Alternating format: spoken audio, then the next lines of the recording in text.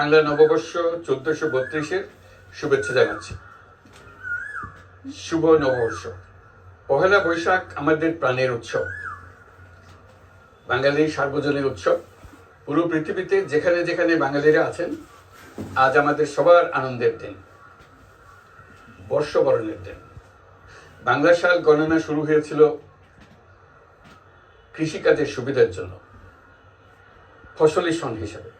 এখনো এদেশের কৃষকেরা বাংলা তারিখের হিসেবেই বীজ বোনেন, ফসল তোলেন। বাংলা নববর্ষের এক অবিচ্ছেদ্য অংশ হালখাতা। এখনকার আধুনিক সময়েও এখনও এই হালখাতার ঐতিহ্যকে ধরে রেখেছেন বাংলাদেশের হাটে বাজারে, শহরে বন্দরে।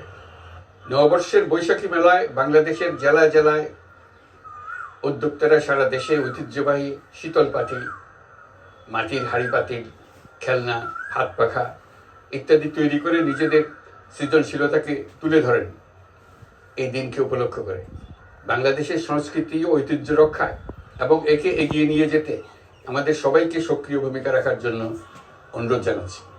আমাদের এইসব ঐতিহ্য যেন আমাদের নিজেদের মধ্যে সীমাবদ্ধ না থাকে, আমাদের সংস্কৃতি যেন আমরা ছড়িয়ে দিতে পারি বিশ্বের দরবারে।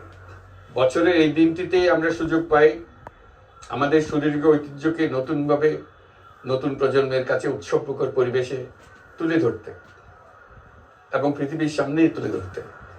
পাহাড় ও সমতলের বিভিন্ন জাতিগোষ্ঠীও চৈত্র সংক্রান্তি ও নববর্ষে এবার বড় পরিসরে উৎসব উদযাপন করছে। পহেলা বৈশাখ সম্প্রীতির দিন, মহামিলনের দিন, আজ সবাইকে আপন করে নেওয়ার দিন। এবারের নববর্ষ নতুন বাংলাদেশের প্রথম নববর্ষ।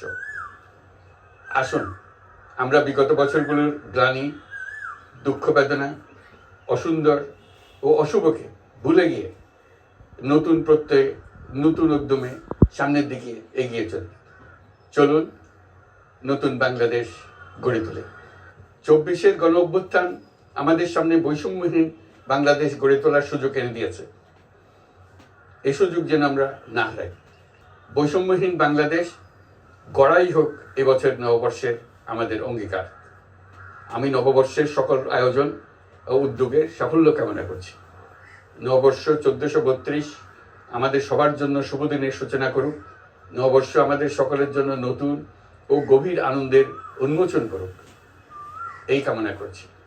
সবাইকে আবারও আমার নববর্ষের শুভেচ্ছা ও সালাম জানাচ্ছি। আসসালামু আলাইকুম।